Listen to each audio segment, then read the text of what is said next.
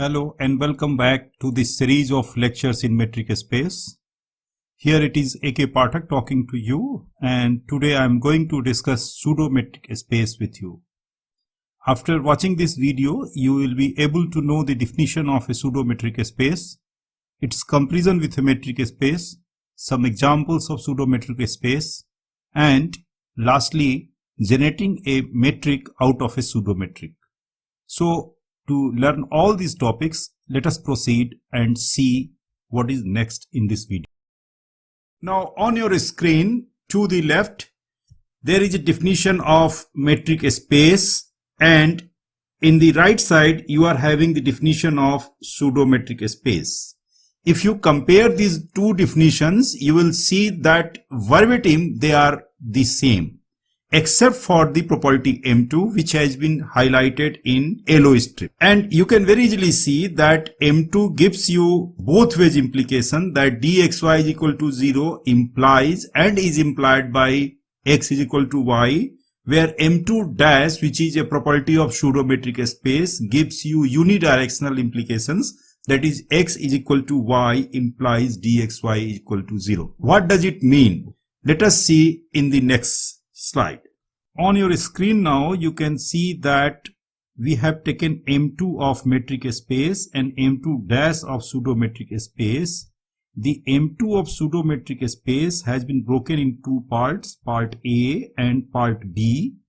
Part A says that x is equal to y implies dxy is equal to 0, whereas part B says that dxy is equal to 0 implies x is equal to y. Now, if you compare part A with M2 dash, then you will see that M2 dash and part A are same.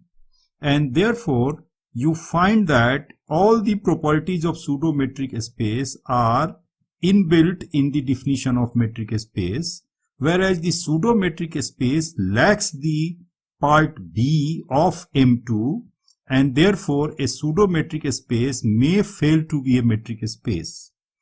Hence, the things which you should note, the first is a metric space is always a pseudo-metric space, but a pseudo-metric space may or may not be a metric space depending on whether it possesses the property B of M2, which I have shown on this screen, or not. So, if pseudo-metric space does not possess the property B shown on your screen, it simply means that in pseudo-metric space dxy can be 0 even when x is not equal to y. Now, suppose you are given a pseudo-metric space and you have to test whether it is a metric space or not. What should be the simple criteria? The simplest criteria is to find a pair of elements xy in the set of that pseudo-metric space which are distinct, but they are giving this functional value under the function d, and that functional value is nothing but 0. So if you are finding two elements x and y in the pseudo-metric space ED such that x is not equal to y but dxy is equal to 0, where d is the pseudo-metric, then certainly you think that it is not a metric space. And this is the test which we will apply in the latter part of this video. Now let us recall the trivial metric on any set. You know that on any set you can define a metric, and that metric is known as trivial metric or the discrete metric. The question which I put before you now, is there any trivial pseudo-metric? The answer is yes, and let us see how. Now you can see that a trivial metric on any non-empty set E is very simple. It is 0 when x is equal to y, and it is equal to 1 when x is not equal to y. Now if we modify this definition and we put it in this form, then what is the change? What is the modification? The simple modification which we have accepted here is that we have removed this part. And removing this part means if x is not equal to y, even then we are accepting that dxy will have value equal to 0. It means it cannot qualify to be called as a metric. Rather, it can be a pseudometric. And therefore, dxy equal to 0 for all xy in E is a valid pseudometric on any non-empty set E. Now let us proceed and see another example. This example is also very simple, and in this example we have taken dxy is equal to modulus of x square minus y square, where x, y are members of the real number system. Now we show that it is a pseudo-metric space, but it is not a metric space. The first part is very simple, and you have already proved that Rd is a metric space with the standard metric, where the definition is dxy is equal to modulus of x minus y. So it is very simple to prove that Rd is a pseudo-metric space. The proof I have written here, but I am not going to elaborate upon it because it is very simple and you can just go through the proof. But Rd is not a metric space for the simple reason that you can always find a non-zero element x in the real number system such that the element itself and its negative part give you the functional value equal to 0 under the function d, which is a pseudo-metric. In particular, you can see that d of 3 minus 3 will be equal to modulus of 3 square minus 3 square, and this is equal to modulus of 9 minus 9, which is equal to 0. But 3 and minus 3 are distinct elements. So you are finding a pair of distinct elements giving the functional value equal to 0 under the function d, which is a pseudo-metric, and therefore it cannot be a metric, and hence the Rd with the definition of dxy equal to modulus of x square minus y square, which is given here, is not a metric space. So it is an example of a pseudo-metric space which is not a metric space. Now let us proceed and see another example. Now this example is for you. It is an example on R square, and here the d, which is a function of course from R square cross R square to R, is defined like this, where x in R square is given by the pair of coordinates x1, x2, and y is equal to the pair of coordinates y1 and y2, where x1, y1 are x coordinates and x2, y2 are y coordinates. And the dxy gives you the difference between the x coordinates only. Then you have to show that R square d is a pseudo-metric space, but it is not a metric space. It is a very simple example, and I hope that if you pause the video, you can very easily think of it and you can solve it very easily. But now I proceed to give you a harder example, and I hope that you know the Riemann integral. In case you know the Riemann integral, there is nothing going to be difficult for you. So let us see what is that example. In this example, we have taken R01 as the class of Riemann integrable functions from 01 into R, and we are considering this mapping dfg is equal to integral of modulus of f minus g, and this is also equal to this one. Now we are going to prove that it is a pseudo-metric space, but it is not a metric space. You might be a bit confused if you recall the examples which we have given in metric spaces, but I am just going to clarify your examples. You must have seen this example in our video, in which the function is the same, that dxy is having the same definition, but we have proved that it is a metric space. The difference is here the set we have taken is the set of all continuous real valued functions, whereas in this example we have taken the set of all Riemann integrable functions. The important point which I want to highlight is only not the function is important, rather the set on which you are defining the function is also important. If you change the set, the nature of the space may change. So let us proceed and see whether it is a pseudo-metric space and not a metric space. So we are taking three functions f, g, h in R01 throughout this proof, and we are going to prove that M1, M2 dash, M3 and M4 are valid. Now M1 is very simple. You know that this modulus of fx minus gx is called integrand. And this integrand is always non-negative. And since the integrand is non-negative, this dfg is always greater than or equal to 0. M2 dash, you have to prove that if you take two functions which are equal, so f equal to g I have taken. Now if f equal to g, it simply means that modulus of fx minus gx is equal to 0 for all x belonging to 0, 1. Two functions are equal, it means their functional values at all the points of the domain are equal, and therefore modulus of fx minus gx is equal to 0. But if modulus of fx minus gx is equal to 0 at all the points, then its integral is also going to be equal to 0. But you know this integral is nothing but dfg by the definition, and therefore ultimately you get that f equal to g implies that dfg is equal to 0, and this is nothing but the M2 dash property. In M3 you have to prove that dfg is equal to dgf. Since the integrand is under the modulus sign, so you can interchange f and g, and fx modulus of fx minus gx is equal to modulus of gx minus fx, and therefore dfg becomes equal to dgf, which is very obvious. And so we have proved M1, M2 dash and M3. Let us see the position of M4 now. Now in M4, modulus of fx minus hx can be written as modulus of fx minus gx plus gx minus hx, and this can be broken like this with the sign of less than equal to. So modulus of fx minus hx is less than equal to this sum.